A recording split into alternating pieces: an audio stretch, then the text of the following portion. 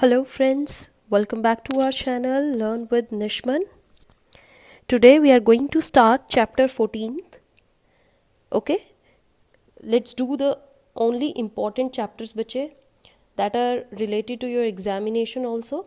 So we have left two chapters in between, chapter 12 and 13, that you are going to do from your books. All right, बहुत simple language होगी, easily read कीजिए. जो चीज़ें important हैं हम वही discuss कर रहे हैं. Okay, so your chapter 14 is all about of offences affecting the public health, safety, convenience, decency, and it we have बच्चे sections 268 to 294A. Okay, all sections are very important. Read them thoroughly. So starting with very first section, your section 268, right बच्चे. 268 talks about public nuisance. Okay, public nuisance definition close है. इसमें आपको पता लगेगा कि public nuisance होती क्या है और इसका अफेक्ट क्या होता है. देखो बच्चे, किसी भी व्यक्ति द्वारा कोई एक्ट, ओमिशन या जो पब्लिक के लिए हार्मफुल हो ऐसा कोई एक्ट कर देना वो पब्लिक न्यूसेंस होती है. राइट, पब्लिक की हेल्थ, सेफ्टी, कन्वीनियंस, डिसेंसी या मोरल को अफेक्ट करता हो वो एक्ट हमारा पब्लिक न्यूसेंस होता है. इजीली समझ में आ गया. क्या होता है, अगर बाई चांस किसी को प्राइवेट न्यूसेंस हुआ हो, मतलब प्राइवेटली वो हार्म हुआ हो, इंडिविजुअल को सिंगली हार्म हुआ है, तो वो क्या हो सकता करेगा बच्चे, वो लॉ ऑफ टॉर्ट के थ्रू अपना क्लेम मांग लेगा. ठीक है ना.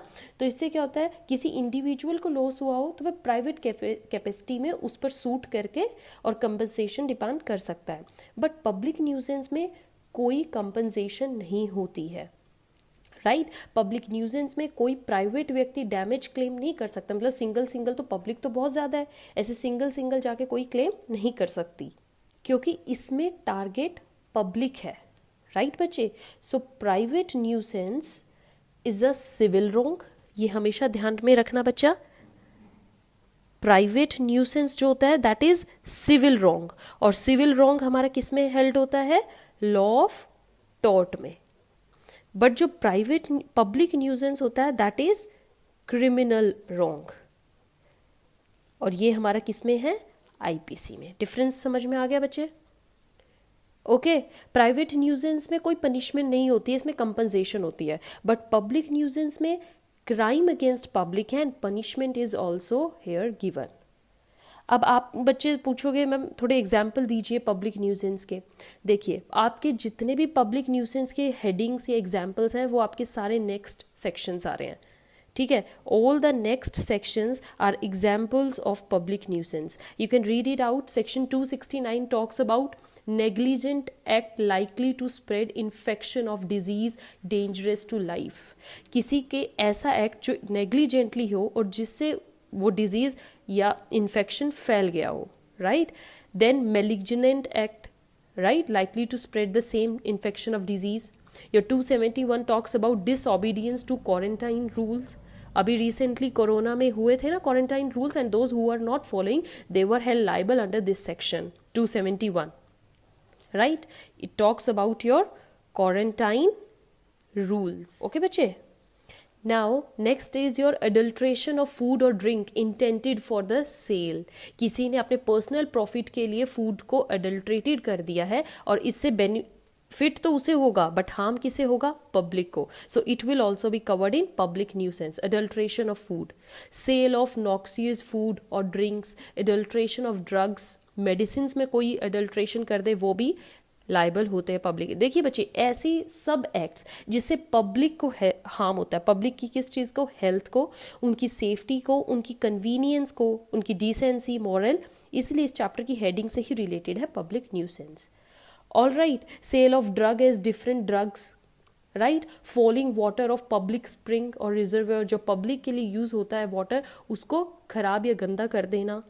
Making atmosphere noxious to health, मतलब इंडस्ट्रीज साथ में ऐसी खोल देना जिससे एटमॉस्फेयर खराब हो जाए, आसपास की पब्लिक जो रहती है, सोसाइटी के जो लोग हैं, वो उनकी हेल्थ को हार्म हो, तो वो 268 के अंडर क्लेम कर सकते हैं. राइट, जो ऑफेंडर होगा ही will be liable under 268.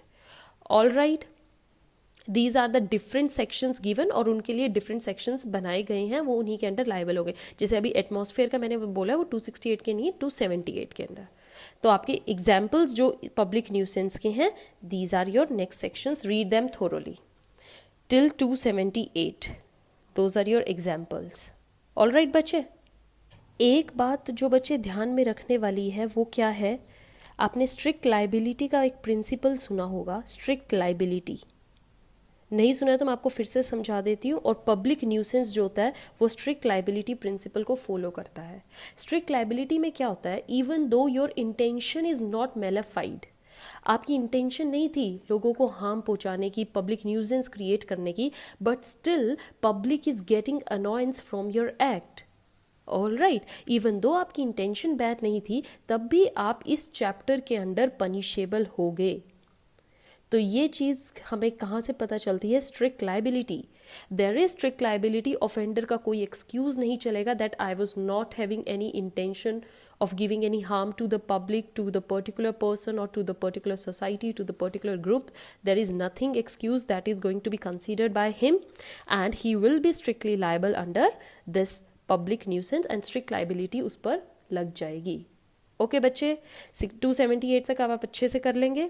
Coming to the next section 279, very important one. Okay, your section 279 is related to बच्चे rash driving. Okay, rash driving के बारे में हम अच्छे से पढ़ेंगे। अब यहाँ पर बच्चे आपको रैश ड्राइविंग का मीनिंग समझ में आ ही गया होगा।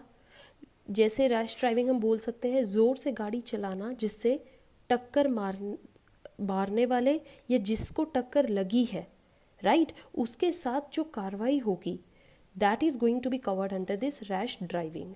समझ में आया बच्चे? अच्छा, एक चीज़ यहाँ पर समझने वाली क्या है, सेक्शन 279 सिर्फ रैश ड्राइविंग का सेक्शन है।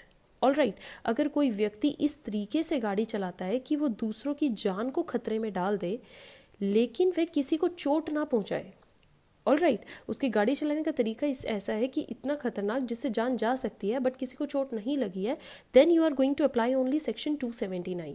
तो 279 के ही अंदर केस फाइल होगा। लापरवाही से गाड़ी चलाना, सिंपल चीज़ है, लापरवाही से गाड़ी चलाना।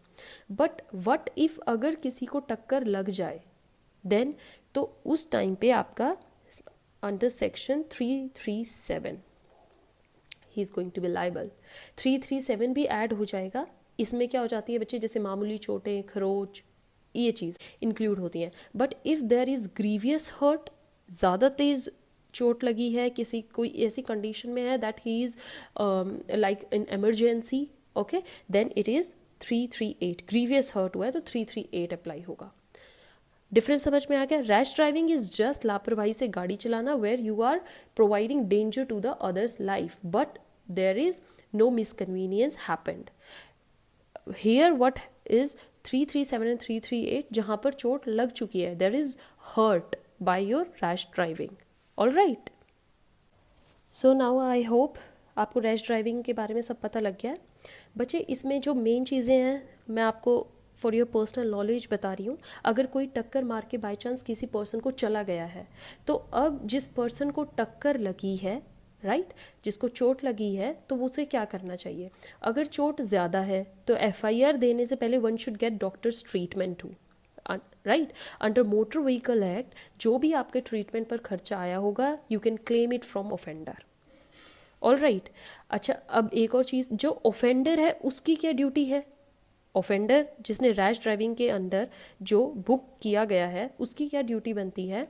अगर कहीं भी ऑफेंडर से एक्सीडेंट हो जाए, राइट, तो one should have complete documents of his car. Documents include RC, right, debit licence, insurance etcetera. अगर इंश्योरेंस नहीं है तो आपको सारा खर्चा ऑफेंडर को अपनी जेब से ही देना पड़ेगा, रिमेंबर दैट। तो ये हमारे कुछ पब्लिक न्यूसेंस हैं। 279 इंपॉर्टेंट था इसलिए मैंने आपको करवा दिया। फर्दर आपके like exhibition of false light, mark, okay, conveying person by water for hire, danger or obstruction in public way. There are certain other public nuisance that are given in your book in further sections till 294A. ठीक है बच्चे, 294A तक आप अपना chapter 14 complete कीजिए। It is all related to offences affecting public health, safety, convenience, decency and morals. ठीक है, interview में क्वेश्चन डायरेक्टली पूछा जाता है, पब्लिक न्यूसेंस कौन से सेक्शन में दिया गया है, रैश ड्राइविंग के बारे में बताइए। सो you should have complete knowledge about all this. Okay, for today it's all about chapter 14. In next video we are going to start next chapter. I hope you are getting every section clear in your mind. Thank you.